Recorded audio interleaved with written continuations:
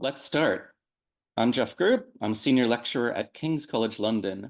My original title and abstract were a bit ambitious. I aimed to cover 10 graphs, and that's just way too many. I've narrowed it down to 4, and sort of you see 2 little extra ones as well. And really, these aren't defining astrophysics. That's a bold statement, but we're going to have some nice stories, 4 different stories that I think cover a nice range of astrophysics. And we're going to start with this very busy looking slide, but don't worry, it'll soon make a lot of sense to you. So we're looking at exoplanet discovery. And the first thing I wanted to show is a nice little animation that shows how you can discover the motion of a planet around a star based on the mutual gravitational pull. And this is the Doppler method. When we think of the Doppler method, we typically think of sound. And if you hear a siren drive past, you might hear that siren drop in pitch as it moves further away from you. And that's the same with light. So what we're seeing for this star, which is the large yellow object in the center orbiting around, is that when it's moving away from us, and for this diagram, we're at the bottom of the screen. So as it's moving up, if you look at the bottom right, you'll see that these lines are shifting to the more red color, and this is known as redshift. And this really happens. When it's moving towards us, the spectrum shifts to the blue. We can directly relate this to the speed at which this object is moving, and here it's the orbital speed. So that pull of that little blue planet is forcing the star to wobble, and this is what we're measuring.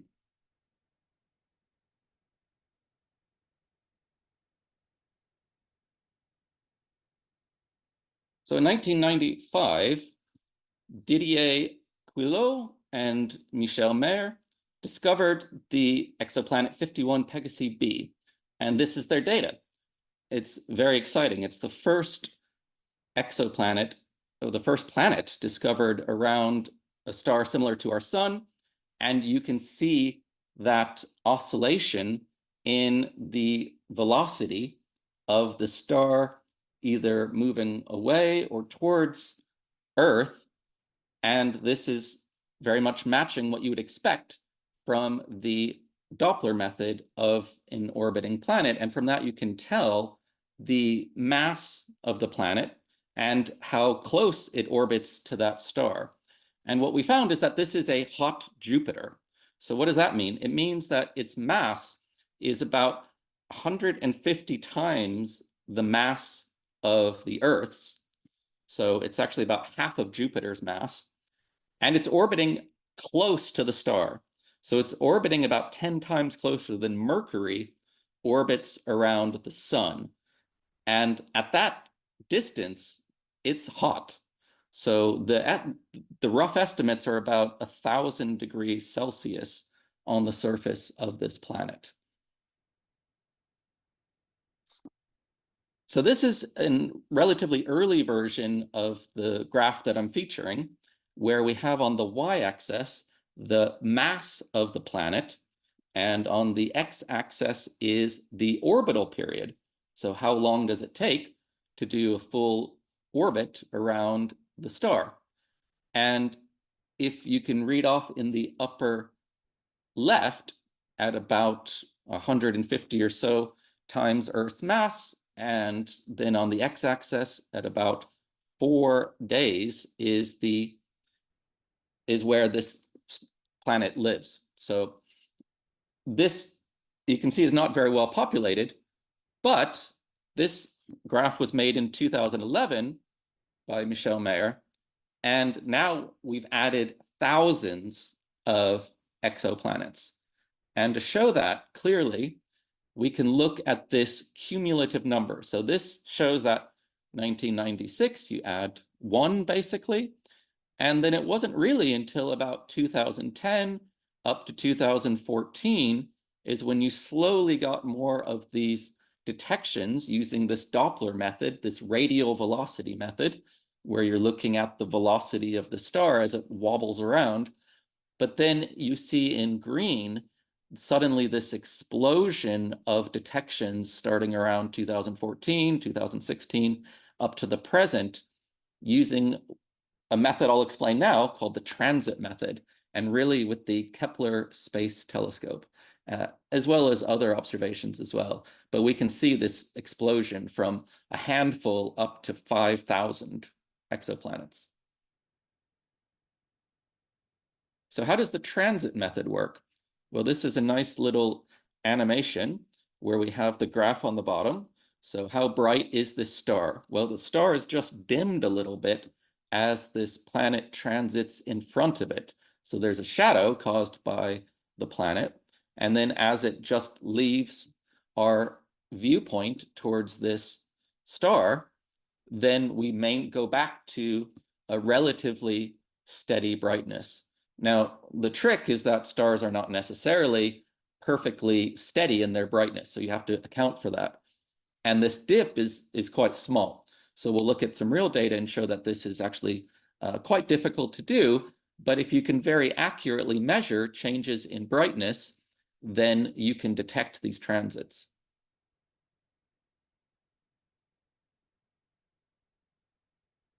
So there's a little artist interpretation of the Kepler Space Telescope, and this is data. So this is from Kepler 93b, and that's a fractional change in the brightness on the bottom panel of the graph, which you can see is very small, 0.0002.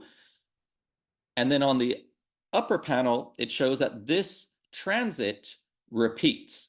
And that's also important because if this planet is orbiting around, it should keep coming back to our line of sight. So this tells you the period of the orbit. This tells you how long it takes for it to return to that point where it transits right in front of us. And that's where we can get on our graph what the period of this planet is. All right. I've been focusing on those two methods because you saw from the cumulative addition of detections that they are by far the most successful at detecting these exoplanets. But the most direct way is being able to see them. It's not easy because the star is very bright.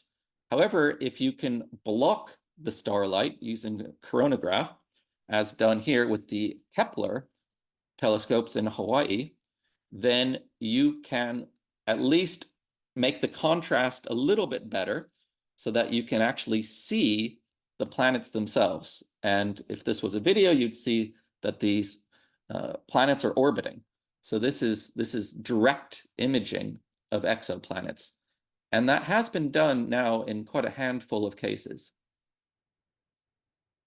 which we can even see here. So this is my featured graph, which I quite proudly made myself. But I took data from a very nice database maintained by NASA and by Caltech, where you can look at the current exoplanets that have been discovered, again, at least 5,000 and counting, and look at the way that they've been discovered. So which observations have discovered them.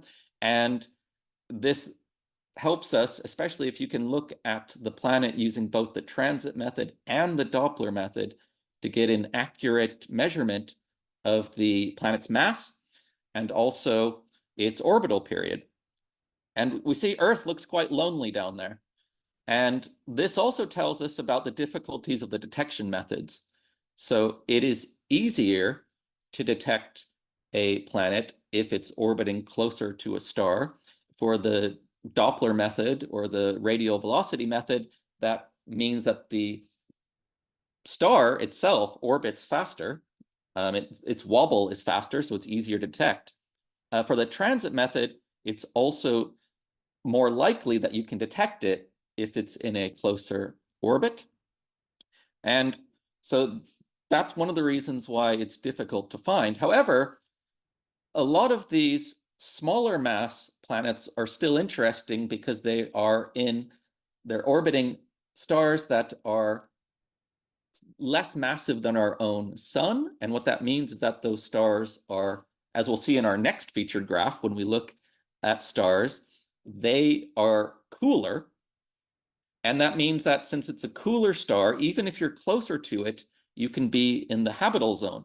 And so what that means is that liquid water could survive on the surface of these planets in the habitable zone. So that's still fascinating in its own right. And then we mentioned the direct imaging. These are shown in purple in the upper right corner, and that's because they're far enough away that it's easier to resolve them. And they're also these massive planets, even more massive than Jupiter. All right, so I mentioned that we'll move on from planets to stars. And here we're going back a little bit further with our history lesson, all the way back about 200 years. So if we look down here with this lovely spectrograph, we have, sorry, I've got notes. I'll stick to my notes a little bit. We're looking at Joseph von Fraunhofer. And he was a very skilled lens maker and glass maker, including making really the first spectrometer where you could put a device that measures the spectrum of light to a telescope.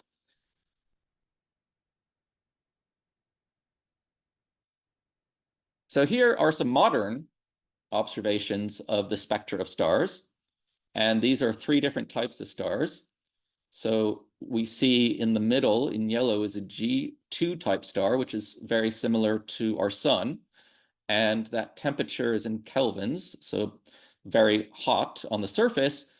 But there's even hotter stars that are also have a higher luminosity. And they're, for example, an A-type star. And then there are cooler, fainter stars and a K star, for example.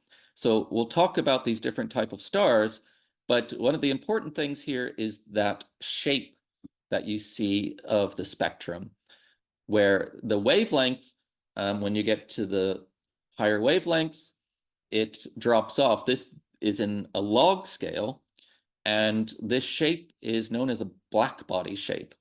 And about 100 years ago in Berlin, some very nice experiments were done to try to recreate roughly what it's like at the surface of a star, where it's hot, and you have this condition that's known as black body, where even though a star changes its temperature very dramatically from the core, where the core of the star is something like 15 million degrees Kelvin, at least for our sun, and then you get to the outer surface where it's more like 6,000 Kelvin. So that's a huge change in temperature from the center to the surface.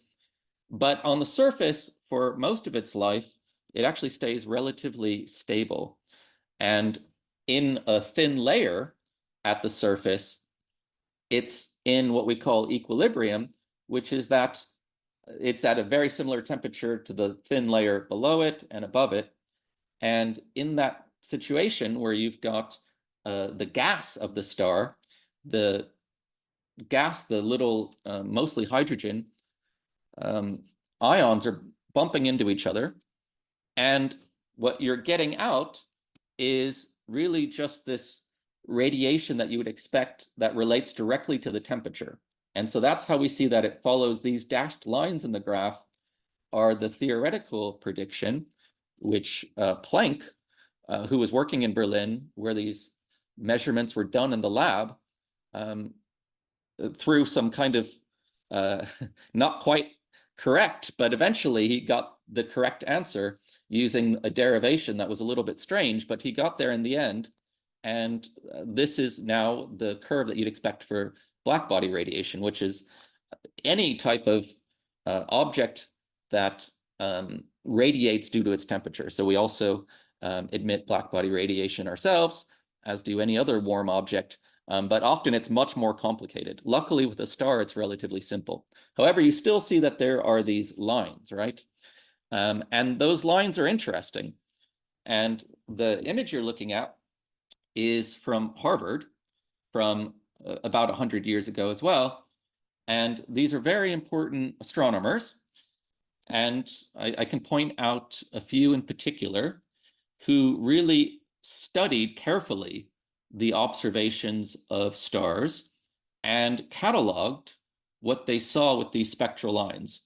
And they were known as the Harvard computers because they looked at such a large number of observations and really did an amazing job at just going through them and cataloging them very carefully. So we have Wilhelmina Fleming, Annie Jump Cannon, Antonia Maury, who are really leading this effort at looking at different types of stars and classifying what they saw, what were the different spectra.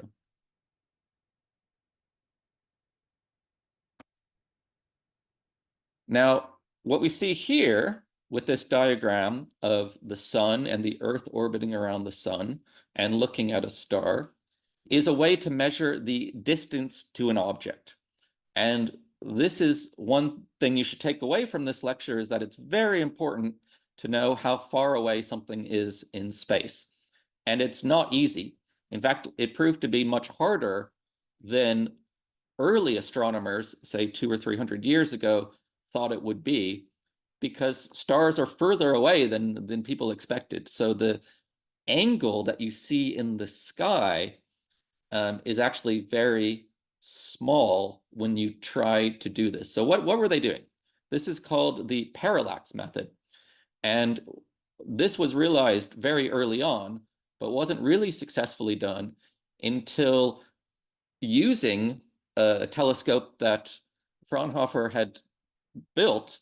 So this was done by Bessel, Frederick Bessel, about 1838. And the angle is about, well, it's less than 1,000th of a degree. So we're looking at arc-second angles. And that angle is what you see when you are, say, in January, you look at this star and you see where it is relative to this background field of stars. And then half a year later, say in July, it will look as if that star has slightly shifted. So I can try to do this with my finger and looking at you at the camera. And you can do this with your eyes because your eyes are located some distance apart from each other. And you close one of them, and then you close both and you open the other one. And it looks like your finger has actually moved because your finger is closer to whatever your background is that you're looking at. So that's the idea of parallax. And that's still very important in terms of measuring distance to stars, including with the Gaia satellite, which is now looking at a huge number, billions of stars, even within our galaxy and slightly beyond our galaxy. And it's really important to get these distances. And why is that? Well, if something is faint but nearby, it could have the same observed brightness in your telescope as if it was further away, but intrinsically, the luminosity, the power of the star is higher. So really, we want to be able to compare stars as if they were all at the same location and figure out which ones are just naturally more luminous, have a higher power, a higher energy per time compared to other stars. And we can do that if we know their distance. So on the right is an early example of our second featured graph, which is the Hertzsprung-Russell diagram. And that was also featured in the advertising for this talk. It's maybe the most famous, arguably the most famous graph in all of astrophysics. Maybe in the chat, if people can argue if what they think the most important or most famous graph is, but I think this one is up there. So this is an early version, and to give credit to both Hertzsprung and Russell, Hertzsprung was using the parallax method. And so that way he was more confident in what the intrinsic luminosity of these stars were. So on the y-axis is their actual power, their luminosity in strange units. Don't worry, in our modern version, we'll get to much more sensible units. And then on the x-axis is something related to temperature. And this, again, is drawing on the work. He was directly in communication with the astronomers at Harvard, and in particular, Antonia Maury's, her classification scheme, and realizing this really interesting correlation where it looked like these brighter, intrinsically more luminous stars were also of a particular spectral type, which we'll see meant that they had a higher surface temperature. They were hotter on the surface of these stars compared to the more faint, lower temperature stars.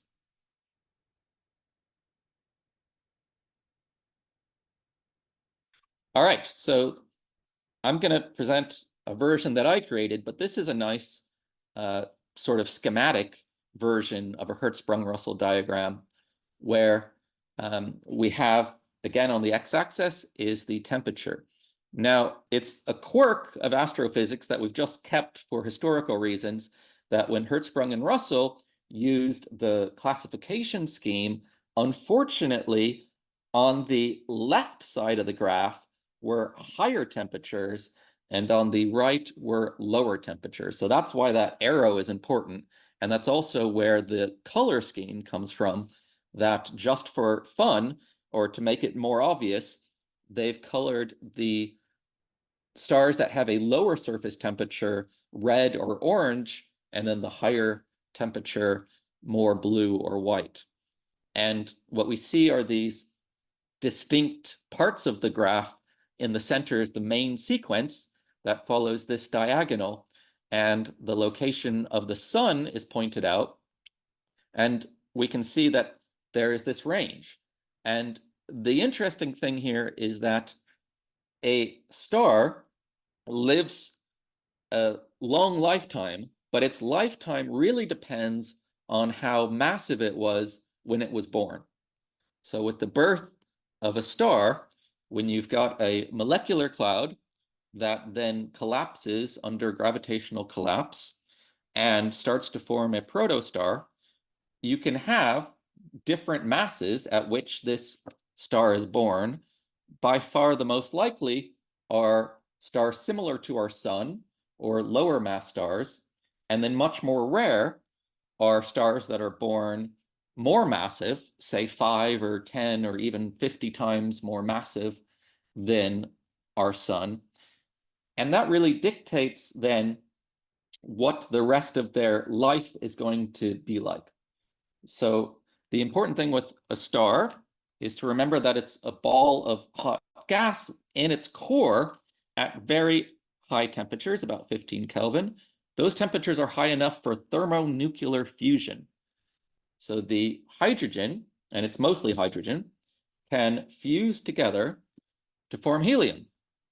And that's a very energetic process.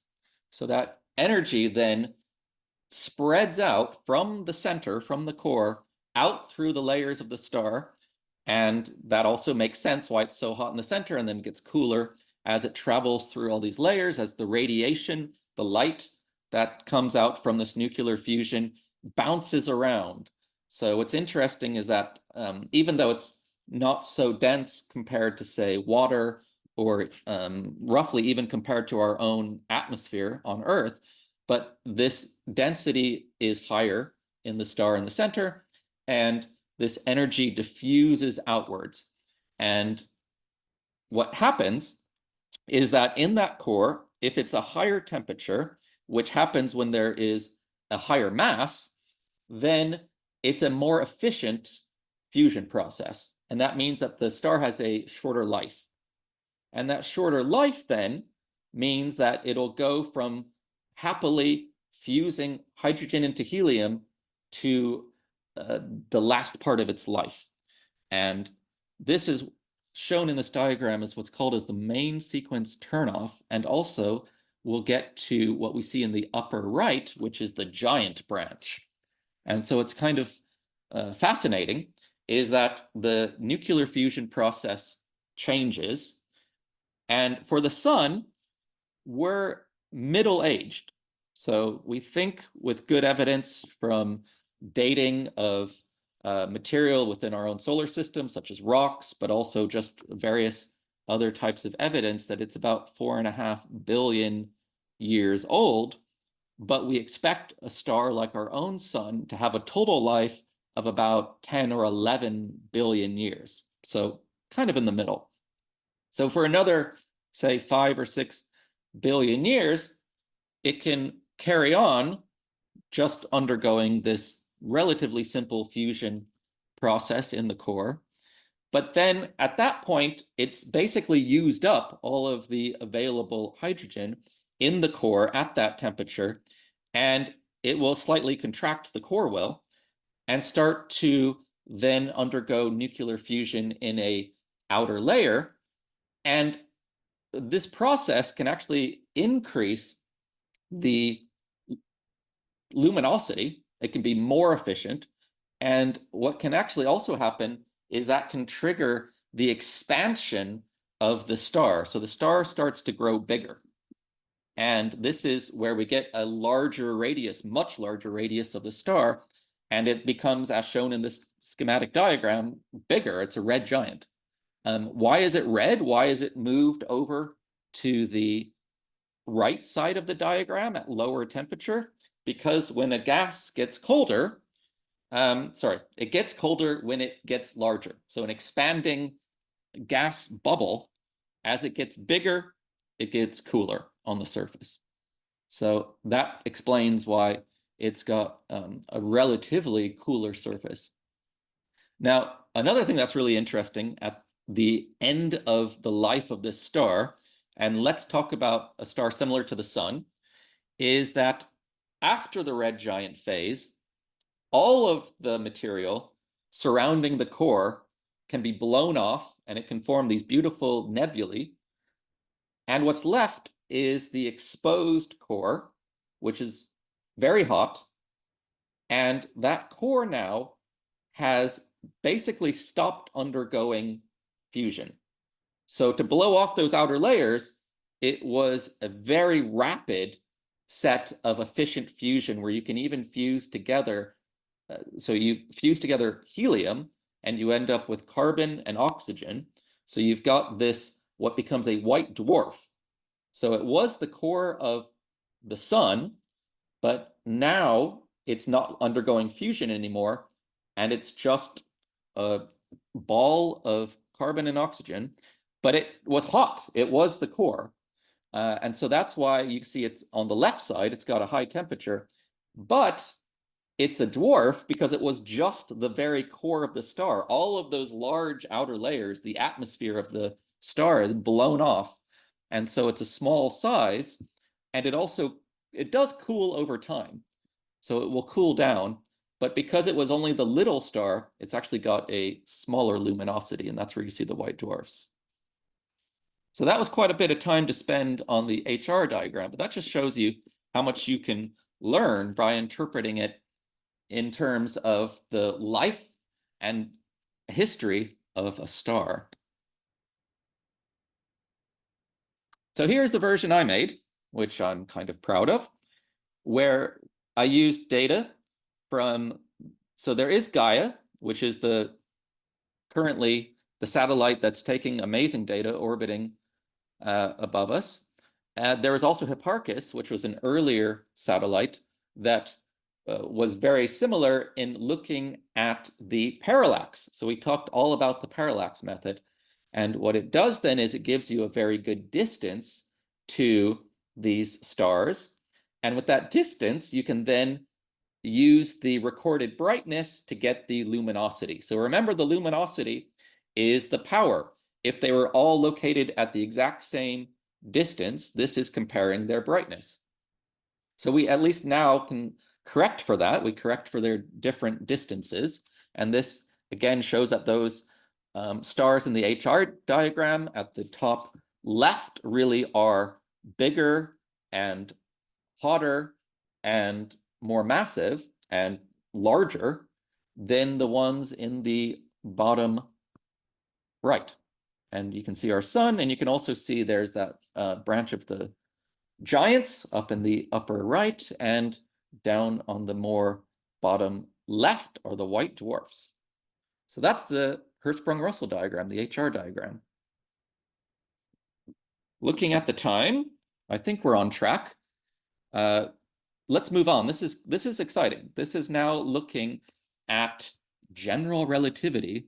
And for those of you who can recognize Einstein, we're going to talk a bit about how his theory of general relativity was shown to accurately agree with measurements of an eclipse in 1919. So let's start with Einstein. When he was formulating general relativity, he realized that the idea where you have space-time that is actually curved due to a massive object should also bend the path of light.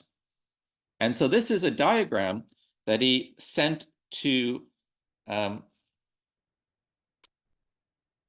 sorry, I was just checking my notes.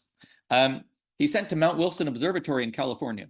And the idea was, could you look at, and this is actually a letter that he wrote in German. So if you, sun, or I can't pronounce it, but that's the sun in German. And the idea is that you have this light wave that is being deflected through gravity. And would this be measurable? So he was asking Mount Wilson if this was possible. And the answer is yes, but because the sun is so bright, it would make sense to do this during an eclipse.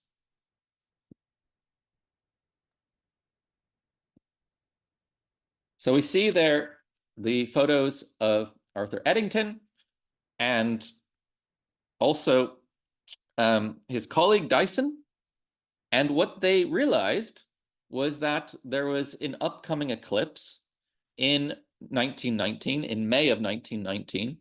And so Dyson really started to prepare for this and get the funding and put together the expertise to lead an expedition to where they would see the totality of this eclipse and where would be a good place to actually observe this. So they went down to Brazil, to a place called Sobral, and they also went to the island of Principe, which is off the coast, the western coast of Africa.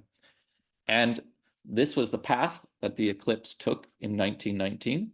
And this is actually a really nice illustration from the time, from 1919, showing the idea that using that illustration is actually quite similar to the shed with the telescopes that they had in Brazil, of looking for this deflection from the mass of the sun and how it would deflect where a star should be from where it would be if the sun was not in front of it.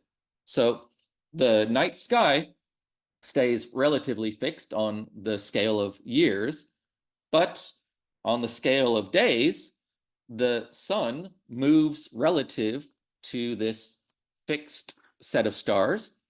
And so if you're looking a couple months earlier, the sun won't be anywhere near these stars. And when you look at them, they're not being deflected by the mass of the sun. But then they so happen to line up just at the edge of the sun's surface during this eclipse.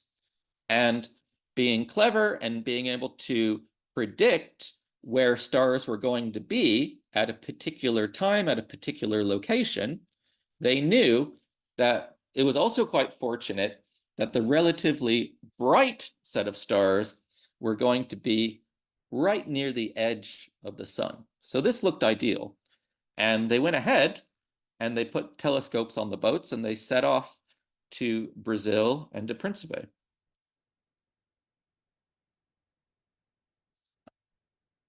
And this is actually an image that they took, which is beautiful.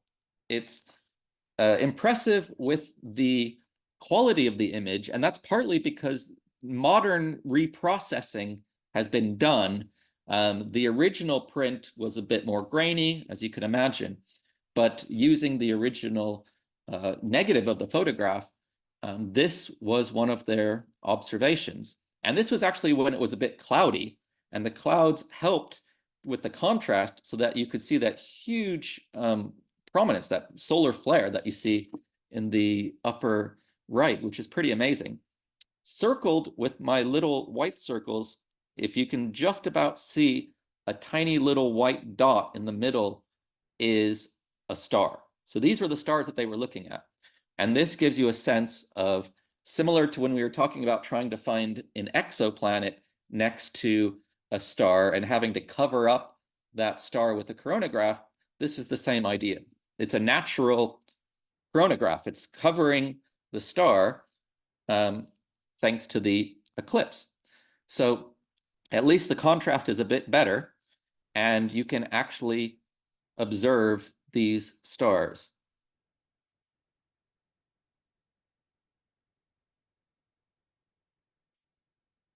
So what did they see? Well, this is their version of the graph that I'm going to feature. So this is our third graph. And on the y-axis is the displacement. So this, again, is how far away in terms of the angle from where that star would have been if the sun weren't in the way, versus now being near the edge of the sun, how much it's been displaced, how much its path has been curved. And then on the bottom, on the x-axis, is they used the angle away from the sun, but we'll see a more modern take on it is the actual distance away from the edge of the sun. And what you can see is that they actually swapped the x-axis as well. So bigger numbers are to the left. And so if it's further away from the sun, it's not as deflected or displaced as if it was closer. And that's exactly what you would expect. The closer you are to the mass of the sun, the larger the curvature in space-time and the more it should be deflected. Now, what are these lines? This dashed line is kind of interesting. It's a Newtonian prediction.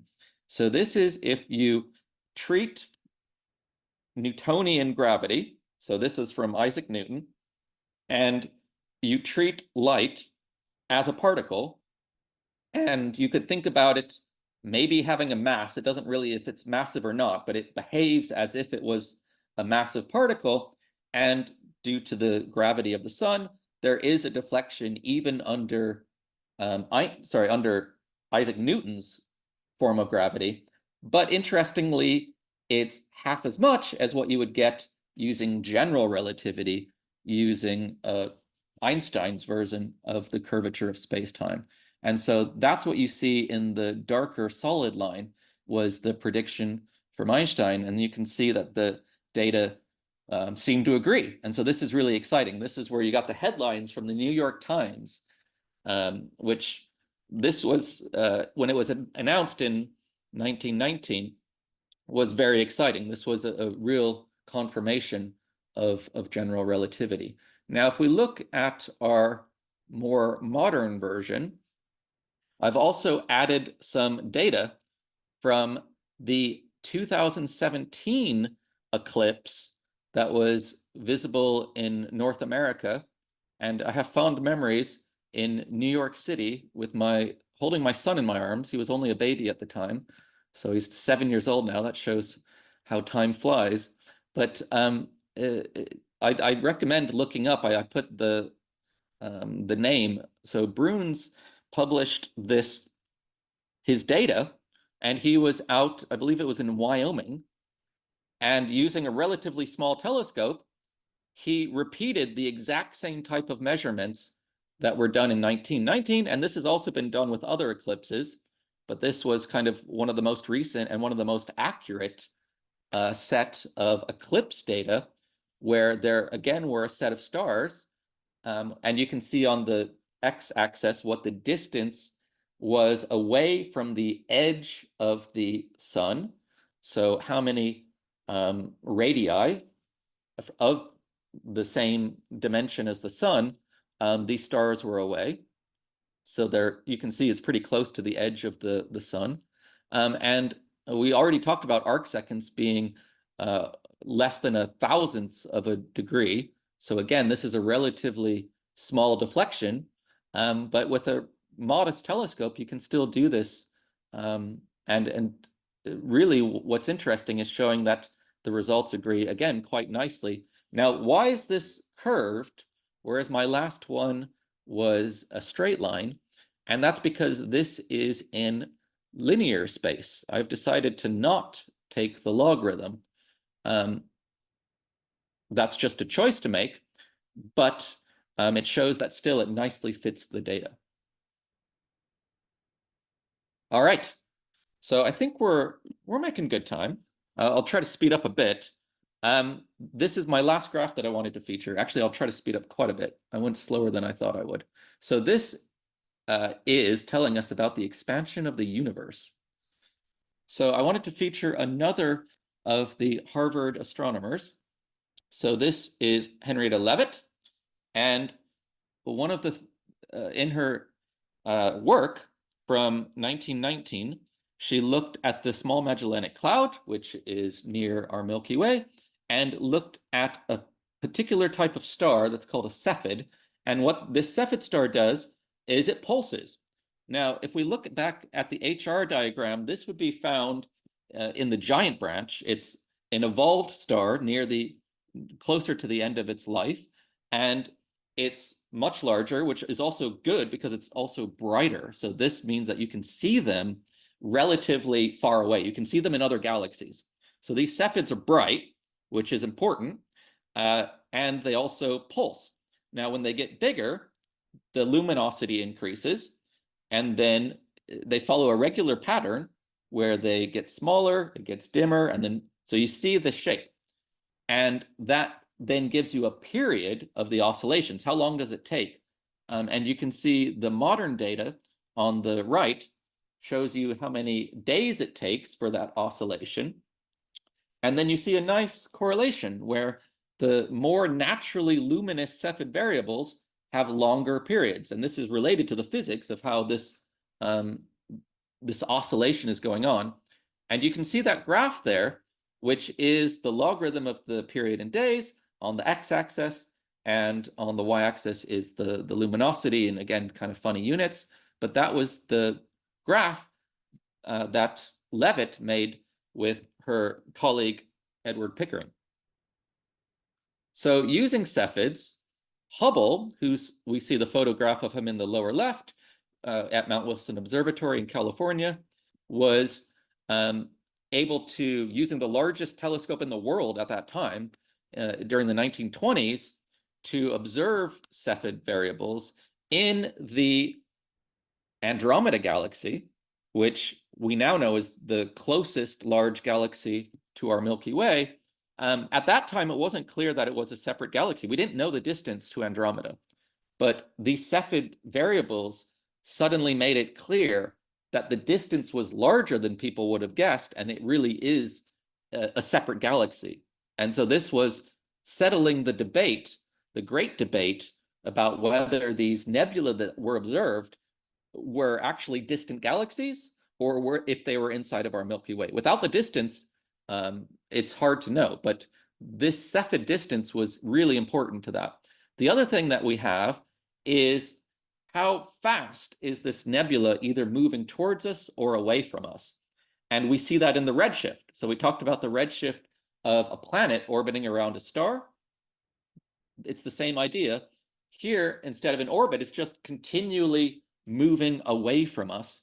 And this is a spectrum that is shown in the middle, where At the top is if it was located on Earth, not moving relative to us. So say in a laboratory, you measure this gas. But what if that gas is located in a galaxy that is moving away from you at some speed? Then the entire thing is moving away from you. It's redshifted, and that tells you how fast that galaxy is moving away. And so plotting on the y-axis the speed at which that galaxy is moving away from you, and on the x-axis its distance, is what's known as the Hubble diagram. And this is incredibly important because it showed what cosmologists were already starting to think about in terms of the expansion of the universe. So shown in the bottom right is Lemaitre, who was a Belgian priest who had already been looking at Einstein's general relativity and looking at solutions for an expanding universe. And so he was one of the few people who could really do the difficult work, following Alexander Friedman, of getting solutions to general relativity that were consistent with a universe, and in particular with this expanding universe. And now Lemaitre actually visited Mount Wilson, and he had visited the other photograph is Vesto Slipher in Arizona, who was also looking at this redshift, the speed that the galaxy is moving away from Earth. And so Vesto's measurements were also used by Hubble to make this diagram. So then in 1929, it was now clear that these galaxies really were moving away. And the further away the galaxy was, the faster it was moving, which made sense with the idea that the universe is expanding in all directions. Now, I'm conscious that I've gone a bit over time, so I'm trying to be as fast as possible, but we're nearly done. To look at more distant galaxies, you want something even brighter than a Cepheid. And what's very bright is a supernova. In particular, a type 1 supernova is the death of a star. And we looked at a white dwarf star. So it's when a white dwarf gets enough material that it can actually, we said that they were dead in the fact that they weren't undergoing nuclear fusion, but you can still re-trigger nuclear fusion if you get just enough mass. And when that happens, it's a runaway thermonuclear explosion. And this huge explosion releases an incredible amount of energy. And this is the beautiful Pinwheel galaxy. So in 2011, you saw all of a sudden, it looks like this very, very bright star that appears out of nowhere. And that is the type 1a supernova. And on the left are some of how bright it got versus time. So as the time went on, that explosion gets fainter, it fades away. And that happened, we've been able to observe this in other galaxies. The interesting thing with type 1a supernova is that because they are all white dwarfs that undergo this explosion, the explosion process through fusion is relatively well understood, and they follow a similar pattern. Now, you notice that some of them are just naturally fainter, and some of them are naturally more luminous. So you have to correct for that. And so on the panel that's shown on the right, this correction has been done. So what they do is they actually stretch out this fading of the light in time. So they stretch the time, and they also correct the brightness. And then you get this characteristic shape of how the light fades away. And using that, if you know the distance, so with the Pinwheel galaxy, we know the distance thanks to Cepheid variables. So you can actually measure the Cepheid stars. So you know the distance, and you also have this supernova explosion. So now you're calibrating what's called a distance ladder. So you can get the distance and build up the distance and then compare it with other galaxies. And when you do that, you finally get to our last graph, which is, again, the Hubble diagram, but now we're going to much further distances. So these distances are now 400 megaparsecs is over 1 billion light years away from us. So at these much larger distances, we still see the continuation of this relation where The further away they are, they have a higher velocity moving away from us. And I didn't quite explain that this is a natural consequence of an expanding universe, because any observer would see that same effect no matter where they're located, assuming that we can think about a three-dimensional grid. And as that grid gets bigger, you could think about that the space between each of those points is getting bigger, no matter where you are. That happens to everyone. And if something's located further away, then that entire grid keeps expanding, and it just keeps moving faster away from us. All right, I'm going to end there, but thank you for joining. It's been fun.